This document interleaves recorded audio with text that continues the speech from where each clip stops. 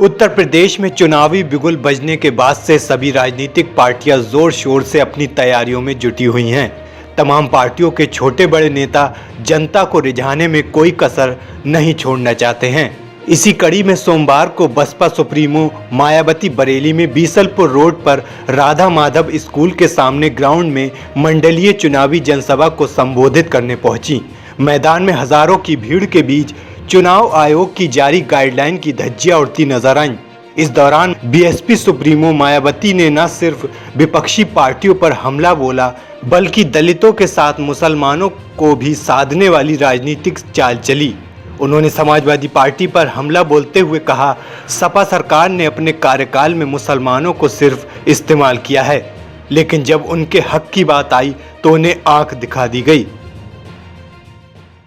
बरेली मंडल में तो वैसे तो सब समाज के लोग रहते हैं। बरेली मंडल में सभी वर्गों के लोग रहते हैं, सभी धर्मों के लोग रहते हैं, लेकिन यहाँ बरेली मंडल में मुस्लिम आबादी काफ़ी ज़्यादा है।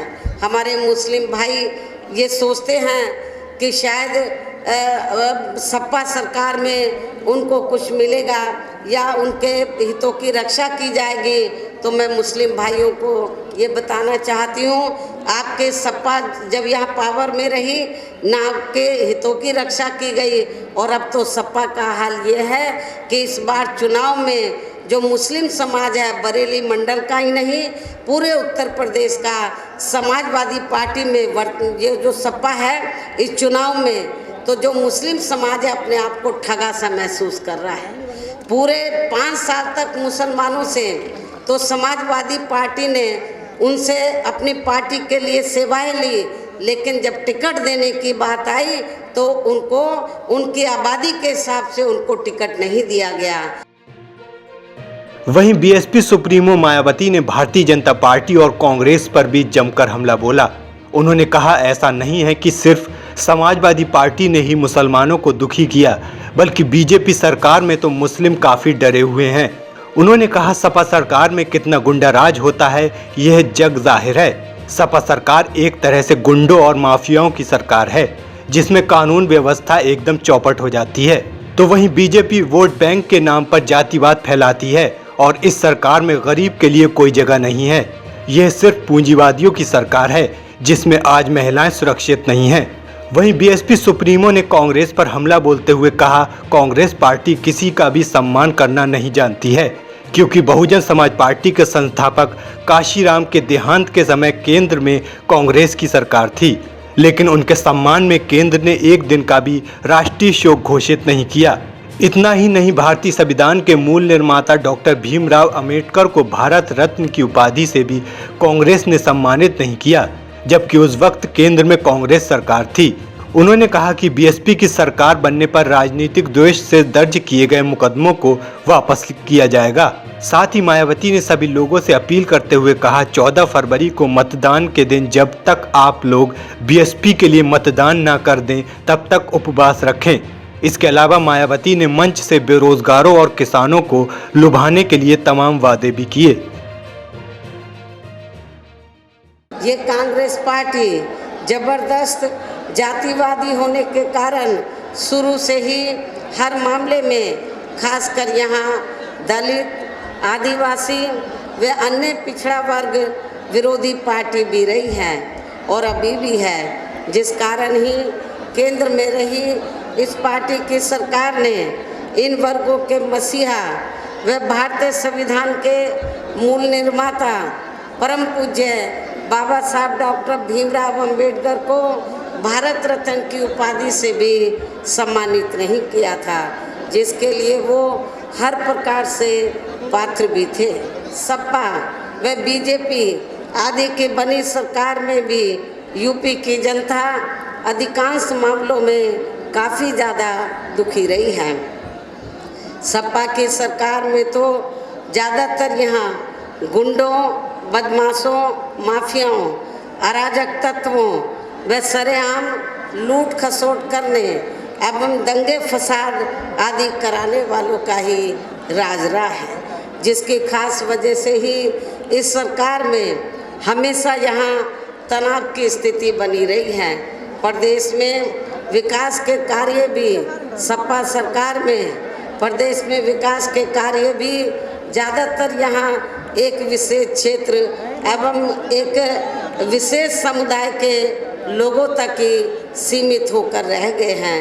खासकर दलितों व अति पिछड़े वर्गों तथा इनके संतों, गुरुओं व महापुरुषों आदि के साथ तो हर स्तर पर अधिकांश समय इनका सोतेला रवैया ही देखने के लिए मिला है।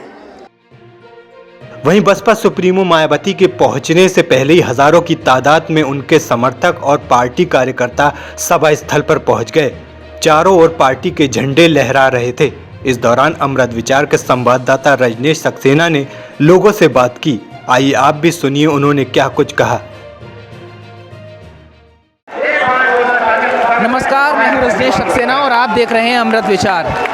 बरेली में यहाँ पर राधा माधव स्कूल के सामने ग्राउंड में मायावती आज यहाँ पर आ रही हैं अपने मंडलीय चुनावी जनसभा करने के लिए। जैसा कि आप देख पा रहे हैं यहाँ पर उनकी आने से पहले ही तमाम भीड़ लगी हुई है। जैसा कि आप यहाँ देख पा रहे हैं काफ़ी संख्या में लोग आए हुए हैं। हालांकि जिस तरीके से चुनाव आयोग ने जो निर्धारित किया है, हमको लगता नहीं है कि उस हिसाब से यहाँ पर प्रोटोकॉल का पालन किया जा रहा है, मगर फिर भी यहाँ लोगों का उत्साह आप देख रहे हैं कि किस तरीके से भीड़ यहाँ मौजूद है।